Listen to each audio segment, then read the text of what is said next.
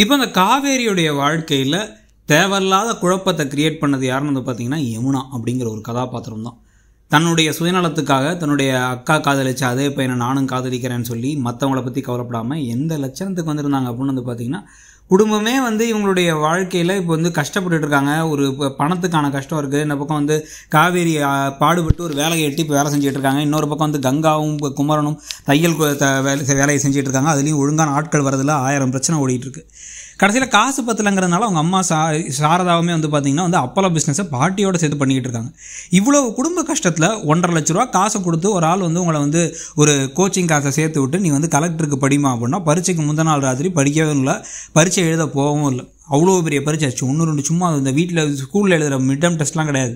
So அப்போ அவ்வளோ பெரிய பரீட்சை எழுத போல் ஏமா எழுத போலன்னா எனக்கு காதல் தோல்வி ஆனால் எழுத மாட்டாங்கலாம். எவ்வளோ கொழுப்பான விஷயம் அது.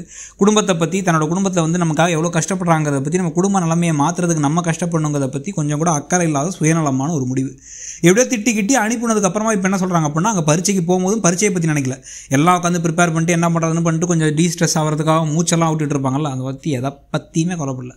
ஒரு மாதிரி இப்போ போகும்போதெல்லாம் அக்கா இப்படி மாமாவுக்கு துரோகம் பண்ணுறியே, என் வாழ்க்கையில் குறுக்க போடுறியே, எனக்கு நிவின் வேணும் அப்படின்ட்டு வந்து பைத்தியம் மாதிரி போயிட்டு இருந்தாங்க.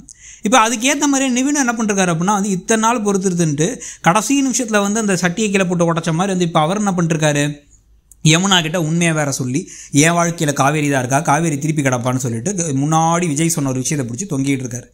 இப்போ இந்த சமயத்தில் நடக்க வேண்டிய கரெக்டான விஷயம் என்ன அப்படின்னா வந்து இதை யமுனாவோ இல்லை நிவினோவோ வந்து டக்குன்னு விஜயை கூப்பிட்டு, விஜய் இல்லை உங்கள் மாமா இப்படி வந்து அக்கா தப்பு பண்ணுறா, அக்கா ஏதோ கொஞ்சம் குழப்பத்தில் சஞ்சலத்தில் நிவின் கிட்ட பேசுகிறா அப்படின்னு இவங்க ரொம்ப சுயநலமாக ஒரு விஷயத்தை பண்ணணும். இல்லைனா நிவின் வந்து நான் காவேரி கிட்ட உண்மையை சொல்லிட்டேன், நீங்கள் என்கிட்ட கான்ட்ராக்டை பற்றி சொன்னதை, அதனால் காவேரி வந்து கொஞ்சம் குழப்பத்தில் இருக்கா, கோபத்தில் இருக்கா, எப்படி இருந்தாலும் உங்கள் கான்ட்ராக்ட் ஒரு 5 மாதம் 4 மாதத்தில் முடிஞ்சிடும்ல, முடிஞ்சதுக்கப்புறமா நாங்கள் 2 பேரும் ஒன்று சேர்ந்துப்போம் அப்படிங்கிற மாதிரி பேசும்பொழுது செம்ம கடுப்பாகணும் விஜய்.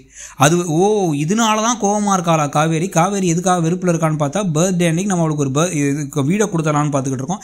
இவன் நம்ம வீட்டை விட்டு போகிறத பற்றி நினச்சிட்டு இருக்கா. ஏன் அப்படின்னா இந்த நிவினும் யமுனாவும் பண்ணதுங்கிறத புரிஞ்சுக்கிட்டு டபக்குன்ட்டு நிவின் கிட்ட அந்த நிவின் அதெல்லாம் முன்னாடி அப்போ சொன்னது, இப்போ எனக்கு காவேரியை பிடிச்சிருக்கு, காவேரி எனக்கு தான் வேணும், அவள் என் பொண்டாட்டி அப்படிங்கிற மாதிரி வந்து ஒரு வார்த்தையை சொல்லி திருப்பி வந்து அதை தாண்டி ஏதாச்சும் பண்ணனா அவ்வளோதான் அப்படிங்கன்னு பேச கை கலப்பில் பலாரும் அரைஞ்சா கூட பரவாயில்ல. ஆனால் அந்த சண்டைக்கு நடுவில் அவர் சொல்ல வேண்டிய வார்த்தைகள் இதுதான், காவேரி எனக்கு தான் அப்படிங்கிறத சொல்லணும். அந்த சமயத்தில் வெண்ணிலா வந்தால் இவர் எப்படி சஞ்சலப்படுறாரு, அதனால என்ன பிரச்சனைகள் வருதுங்க அதை பொறுத்து இருந்து பார்க்கலாம்.